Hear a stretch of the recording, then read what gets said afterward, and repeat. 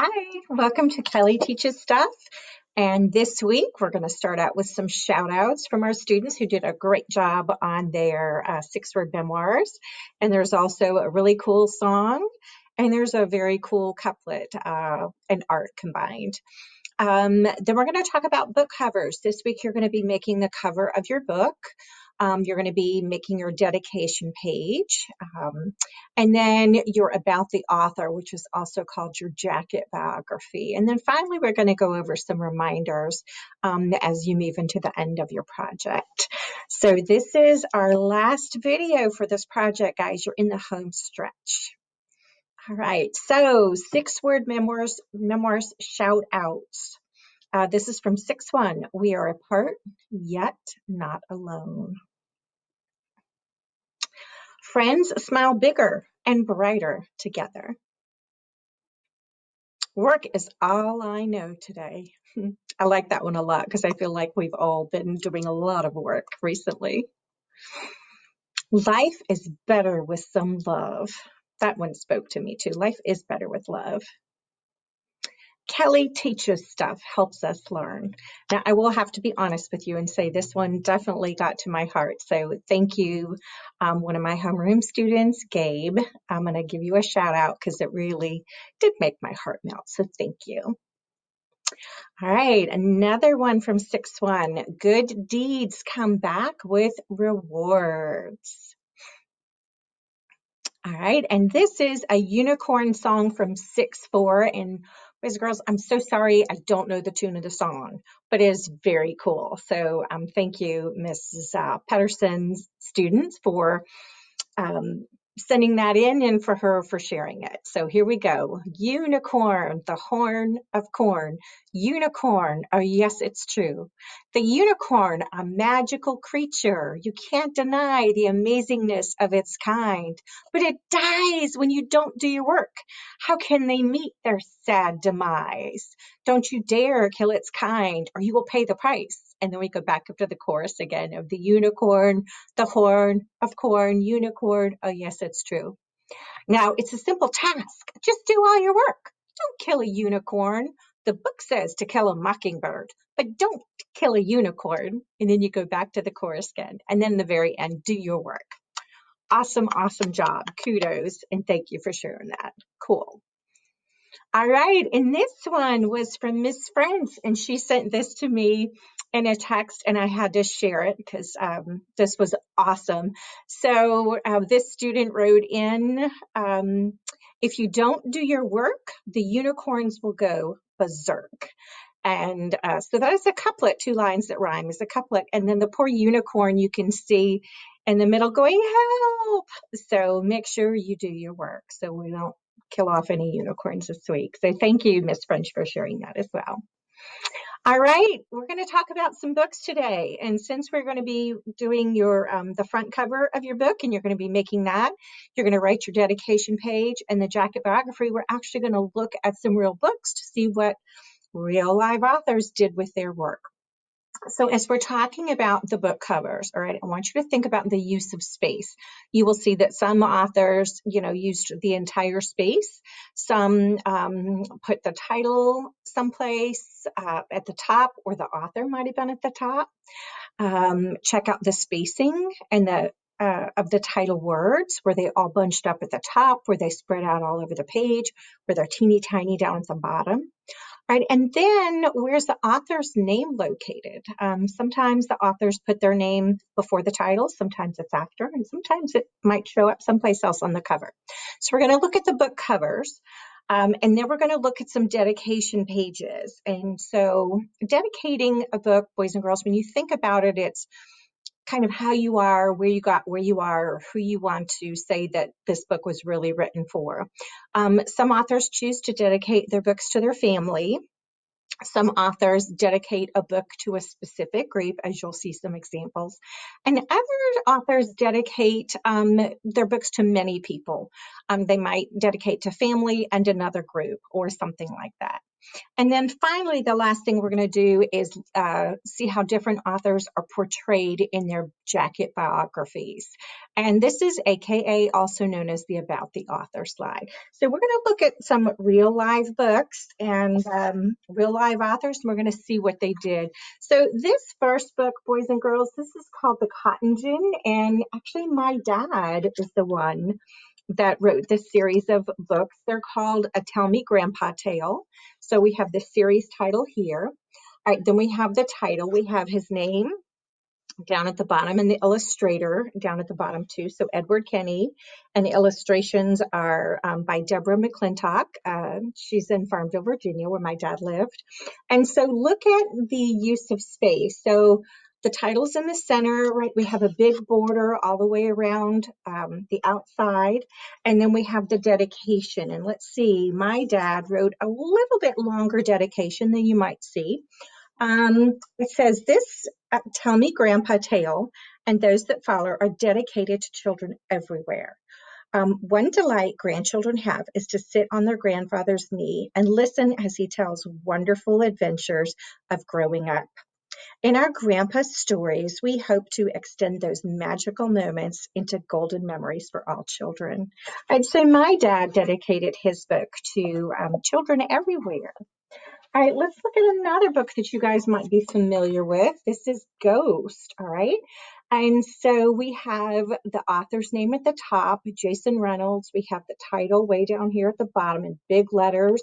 We have the runner right here that gives us a clue, right, what the book might be about. We also have an award here. And at the top, it also says, New York bestselling author.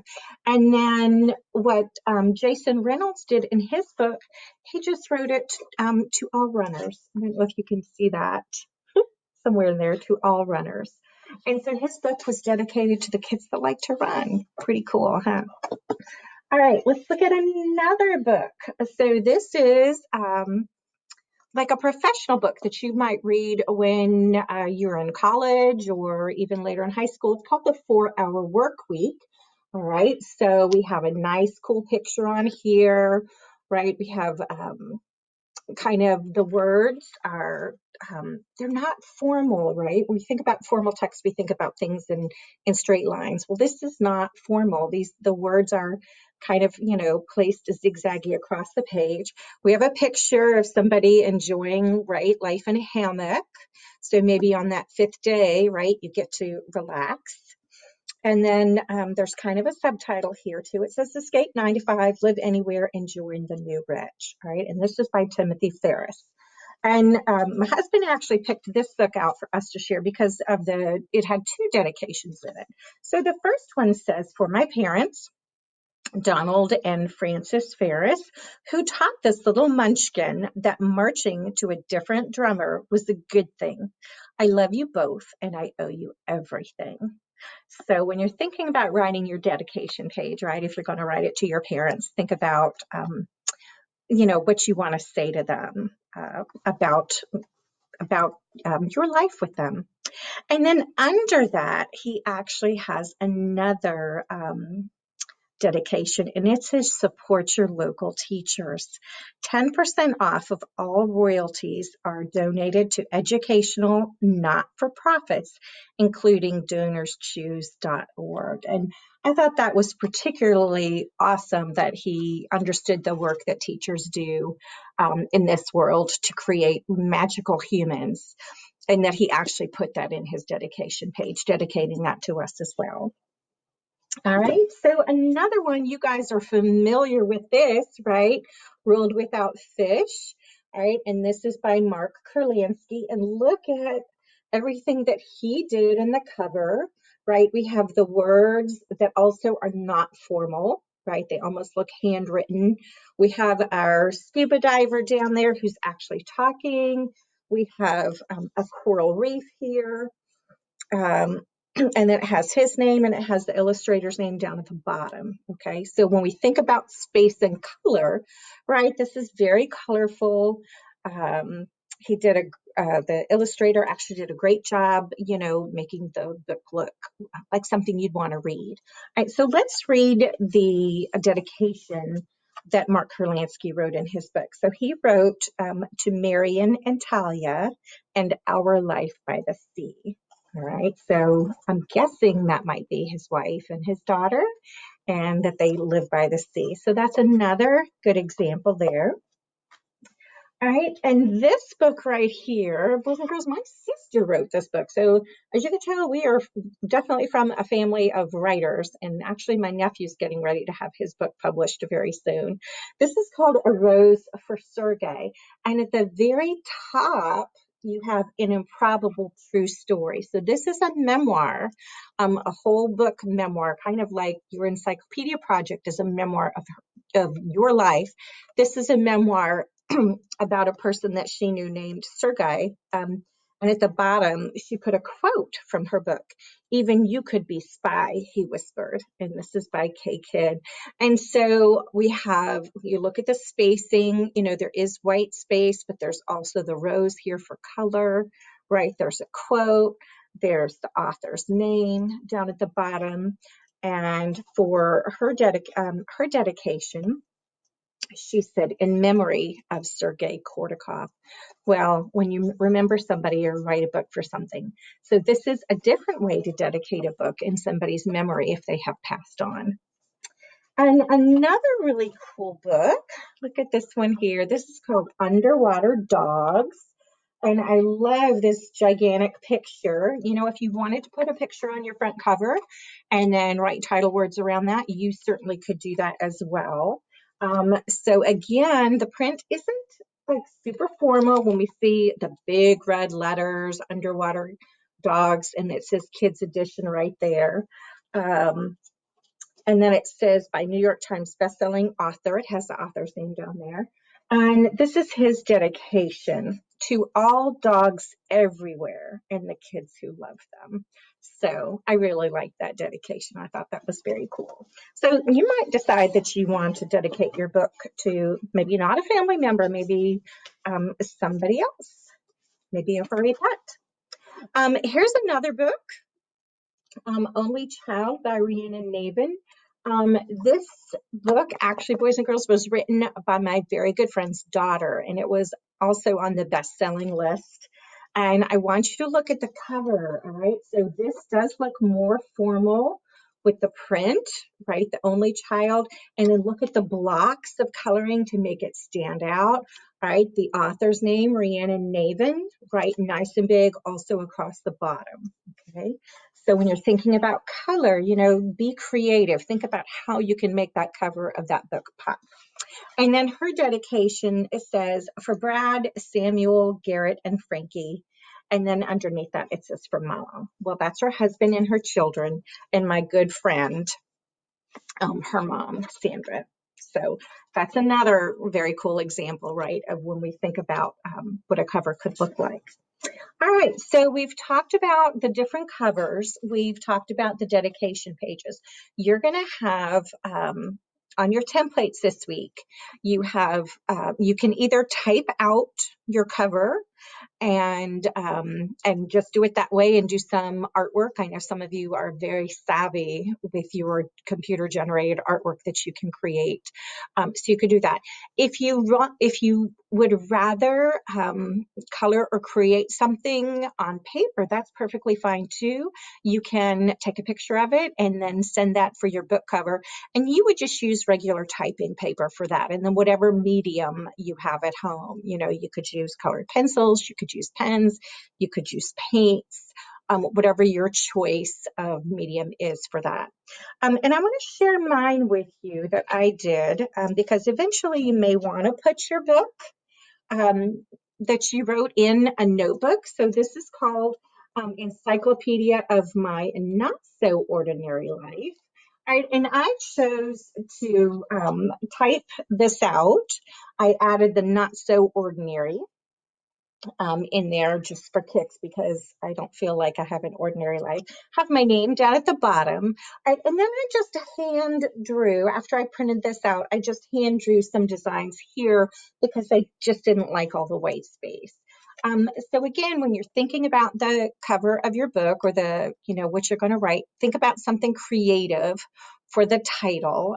You could say something, my sixth grade life from A to Z, my crazy life in an encyclopedia.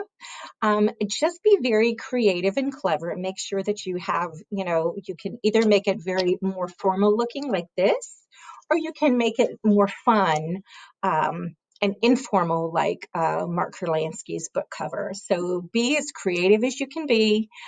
Think about a great title. Make sure before you turn it in and before you make it in something permanent that you've checked your spelling. Okay. Remember that it's a title of a book, so most of your words are going to be capitalized unless it's a small word, A and B, right? And the first word should probably be capitalized too, whatever that word is. All right. And then we talked about the dedication pages. You will have on the template, you'll say your dedication pages there, and you can decide, ahead of time who you want to dedicate your book to. It can be more than one person. So you could have several lines in there if you wanted to dedicate it to your family, to your friends, to a teacher, to a coach. Just you choose. It's your book. And then finally, we're going to talk about how different authors are portrayed in their jacket biographies. And that is the section called About the Author. So we're going to move on to that. I'm going to come back to some of our books and we're going to share what some of those authors wrote. So just a few things that you'll notice when you're writing your jacket biography, okay? When you hear these, you're going to notice that they're written in third person. It's like the author or the publisher has written about that person. So you're going to have to pretend, right, that you're like the publisher when you're writing about you, but as a publisher. So you're going to use words like he, she, him, or her. Okay, you're not going to use I, me, or my, because again, you're writing in third person. Make sure you include your first and last name in your biography. Include what you like to do in your free time, any awards that you might have won, instruments that you play, teams that you're on, interesting facts about yourself. You're going to include your town, but not your street and your state where you live. If you've lived in lots of different places or if you were born someplace else, you can include that too. And include people or pets that you live with. And so I'm going to read a couple of jacket biographies so that you kind of get an idea of what should be in there. And you'll notice that different authors include lots of different things. So for an example, I'm going to show you mine. All right, so I actually included a picture of mine as well, and you can include a picture of yours too, just like some of the authors do on the back of their books. They'll have their picture on the back. And so I'm going to read you mine first. And so mine says, Kelly Simonson is a seventh grade language arts teacher at Durant Road Middle School. Okay, well, that's when I was at Durant when I did this. So I would want to update that now for sixth grade language arts teacher at Pine Hollow Middle School. She's the author of the poetry book, Virginia Dreams. She's won 2 awards for her poems from the National Poetry Association and the American Poetry Association. She received the Central Virginia Writing Project grant in 2002. Mrs. Simonson resides in Youngsville, North Carolina with her husband, Christian, and their Portuguese water dog, Cooper, and their Aussie doodle, Baxter. During her free time, she enjoys hiking, gardening, kayaking, and writing. Okay, so 2 paragraphs, right? I talked about where I lived. I talked about what I do. I talked about my hobbies. I talked about who I lived with, and I included awards that I won. So when you're thinking about awards that you won, boys and girls, don't forget to say, if you're an honor roll student, maybe you won a character award this year or even previously in 5th grade. Maybe you wrote a book already in elementary school, and you could say, or even actually in middle school, and you could say that this is the second book that you have written. So just be creative, kind of get all your thoughts down on paper first and think about how they can flow into different paragraphs. All right, I'm going to share another one. So this is another about the author, and this is from my sister's book, A Rose for Sergei. And she writes, so hers is about, hers is 3 paragraphs. The daughter of a U.S. Air Force pilot and a stay-at-home mother, Kay Kidd grew up living in Okinawa and all across the United States. She was 17 when she started working at the federal government in Washington, D.C. The mystery and intrigue of the intelligence world fascinated her. Okay, notice third person. She didn't say intrigued me, even though this is her memoir, intrigued her. After leaving government service, Kay Kidd worked as an administrative assistant for Fairfax County Public Schools in Northern Virginia. She currently resides in Virginia with her husband and family. To this day, she still looks behind the shower curtain. Boys and girls, you'll have to read the book if you want to find about that, but I'll give you a little clue. This guy, Sergei, he was a Russian defector and he was a spy, and he came over to the United States. And he always thought that people were after him. So whenever he would go to somebody's house, he would look around to make sure that there wasn't anybody hiding there or waiting for him. So that's why that was put in there. All right, let's look at another one. So I want to share the bio that was put in, that Jason Reynolds had in his book. So his is longer. It's in the back of the book, and it's the whole page here. And it says, Jason Reynolds is crazy about stories. If you ever want to know what a perfect peanut butter and jelly sandwich tastes like, he's your guy. And if you ever want to know who takes the worst selfie in the world, he's also your guy. So he'll trade you a sandwich for a selfie lesson. And maybe, just maybe, he'll even throw a story or two in there. He's already written a bunch. An American, All American Boys, which he wrote many years ago, and The Boy in the Black Suit, both of which are Coretta Scott King Awards. And then at the bottom, it talks about all the awards that he won. And he's working on more books, and then it gives his website at the very bottom. So if you have your own website or YouTube channel, you could also put that in your book as well. All right. I have to laugh because my dad's about the author is 2 pages long. I'm not going to read you that. My dad loved to talk about himself, but he did have a very long career, and he talks about his military career, and he talks about growing up during the Depression, and all the things that went along with that. And then he talks about his military career, and then he goes on to talk about his grandchildren. So he has a lot of information in there as well. And let's see. So this one is about Mark Kurlansky, and this has his picture, which is why it's called Jacket Biography too. It's got, and sometimes it has the picture in there. So it says Mark Kurlansky is a former commercial fisherman and the New York Times bestselling author of Cod, Salt, The Big Oyster, and other books. He's won numerous awards. Okay, and then it goes on to list all of his awards. And then it says he lives with his wife and daughter, his favorite fishing companion in New York City and Gloucester, Massachusetts. So he has 2 homes. And then it says his website is, and then it gives his website as well. So you can see that a lot of these authors have included, right, their name, what they like to do in their free time, the awards that they've won, the town where they live. I always like to see where authors live, just in case they're in a town I'm visiting or they're actually live with me. And I'm thinking, ooh, maybe I could bump into them in the store.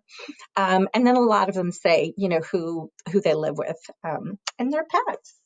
And so I shared you mine. So one more that I want to share, and that is, this one is about Seth Castile. And so he also, there's the jacket biography, the book jacket. All right. And so this is what his says. Seth Castile is an award-winning pet photographer and an animal rights activist, as well as a New York Times bestselling author of Underwater Dogs.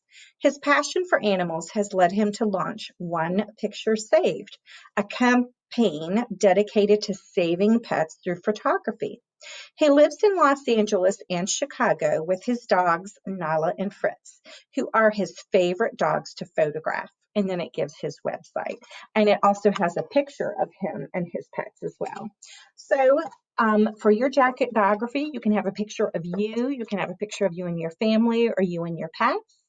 And then you can write your information about you.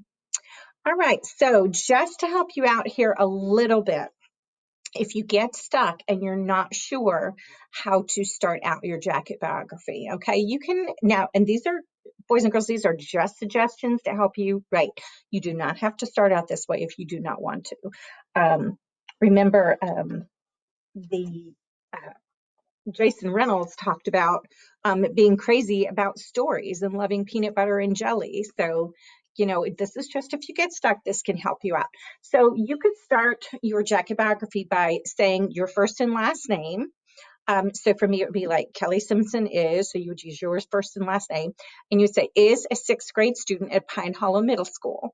And then after that, you'll notice in the second sentence, you can see where in parentheses, I have add info here about your sports, your bands, or awards that you've won. So you could write after this introductory sentence, you could write about, if you're an honor roll, if you're an A student, if you do as little to get by because you want to do other fun stuff, talk about yourself here, but then talk about sports if you're into sports at school. I know some of you are into sports outside of the school. There's cheer and there's swimming, there's gymnastics, there's baseball, there's soccer, there's a whole lot of things that you could write about here. So that's where that would go.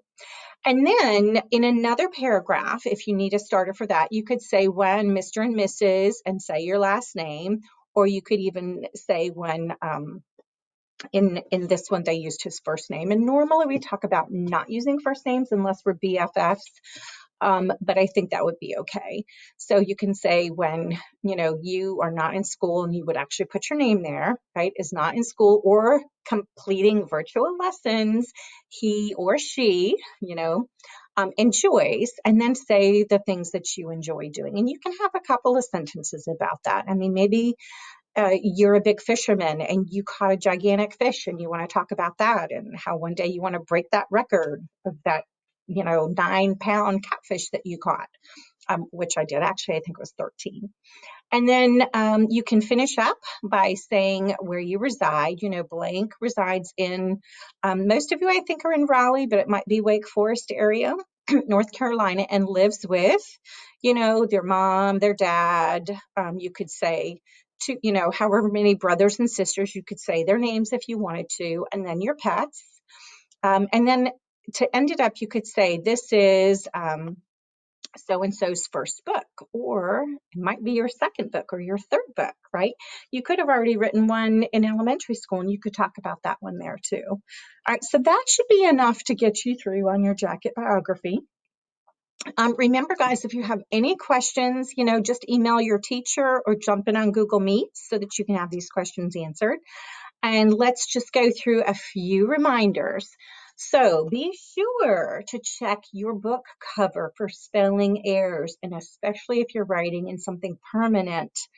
You don't want to get too far along and then realize that you misspelled the word encyclopedia or something else important on your book, and then it's already in ink and there's not much you can do about it. All right, so double check that before you get your cover the way that you want. Make sure also when you're working on your cover that you're using good use of space, right?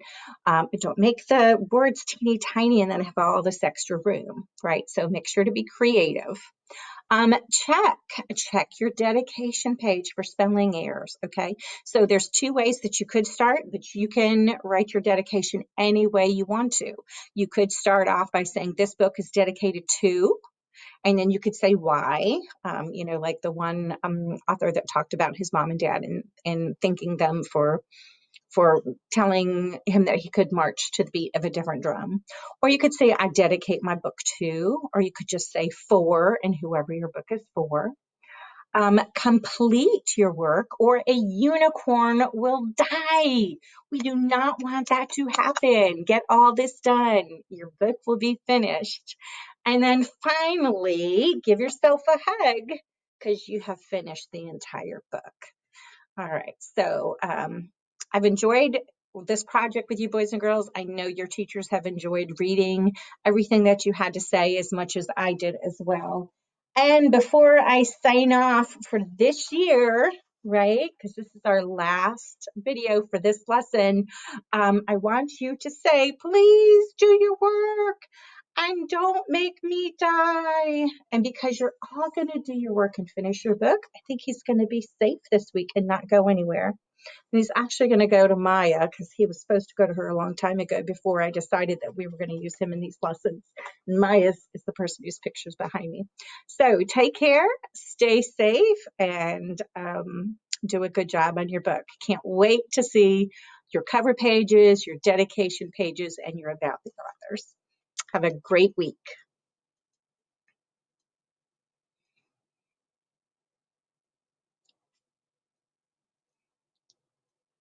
And that is a wrap.